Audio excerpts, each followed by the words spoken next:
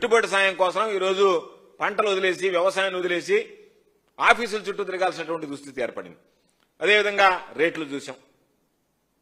ధరల స్థిరీకరణ నిధికి సంబంధించి ఈరోజు గర్వంగా చెప్తున్నాం, వైఎస్ఆర్ కాంగ్రెస్ పార్టీ ప్రభుత్వంలో దాదాపుగా 7,800 కోట్ల రూపాయలు ఖర్చు పెట్టి, ఒకవేళ ఈరోజు మేము ధరల స్థిరీకరణ నిధి కింద సేకరించినటువంటి పంట అమ్ముడుపోతుందా లేదా, దానివల్ల ఎంత నష్టం వస్తుందనేటువంటిది బేరీజు వేసుకోకుండా లాభ నష్టాలు అనేటువంటివి రైతుల విషయంలో చూడకూడదన్నటువంటి ఆలోచన చేసి ఆ రోజు ముఖ్యమంత్రిగా జగన్మోహన్ రెడ్డి గారు ఎంత ఖర్చైనా సరే వెచ్చించి రైతులకు సంబంధించినటువంటి ధరల స్థిరీకరణ నిధి ఏదైతే ఏర్పాటు చేశామో దాన్ని మించి కేంద్ర ప్రభుత్వం నోటిఫై చేసినటువంటి పంటలే కాకుండా రాష్ట్ర ప్రభుత్వం రాష్ట్ర స్థాయిలో రైతులు పండించి నష్టపోతున్నటువంటి పంటలకి బహుశా దేశ చరిత్రలో మొట్టమొదటిగా వాటికి మద్దతు ధర కల్పించినటువంటి వ్యక్తిగా జగన్మోహన్ రెడ్డి గారు ఈ రాష్ట్రంలో దేశానికే మార్గదర్శిగా నిలిచినటువంటి పరిస్థితి ఏర్పడింది.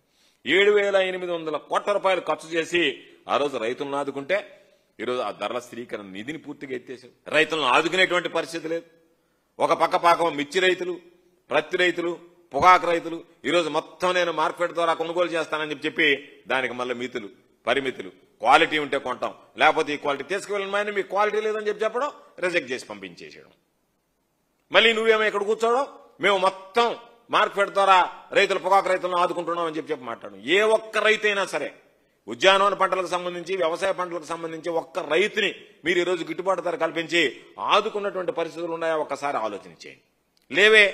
ఎందుకంటే చంద్రబాబు నాయుడికి ఏ రోజు రైతుల మీద శ్రద్ధ లేదు, వ్యవసాయం మీద ఆసక్తి లేదు.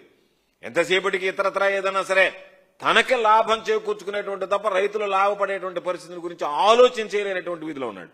రాష్ట్ర ప్రభుత్వం ఏ రోజు ప్రధానమంత్రి ఫసల్ బీమా యోజనతో కలిపి పంటల బీమా మొదలుపెట్టాడు, పంటల బీమాకు సంబంధించి మేము ఇచ్చాము సంయుక్తంగా అంటే దాన్ని పక్కన పెట్టి ఇవ్వలేదు కదా మేము చెప్పాం కదా అని చెప్పి వీళ్ళు డపా కొట్టుకున్నారంటే వీళ్ళకి ఎంత అనుభవ రాహిత్యం ఉంది, అవగాహన లోపం ఉంది అనేటువంటిది ప్రత్యేకంగా ఈరోజు చెప్పాల్సినటువంటి పని లేదు. పూర్తిగా టెస్టింగ్ ల్యాబ్స్ పెట్టాం, నియోజకవర్గానికి ఒకటి పెట్టాం, జిల్లాలో ఒకటి పెట్టాం, రీజనల్ కోడింగ్ సెంటర్లు పెట్టాం. రైతులకు సంబంధించినటువంటి ఆ నాణ్యత పరీక్షలు చేసి ఎరువులు, పరుగు మందులు, విత్తనాలు ఇవ్వండి అంటే వాటిని అన్నిటికీ మంగళం పాడేశారు.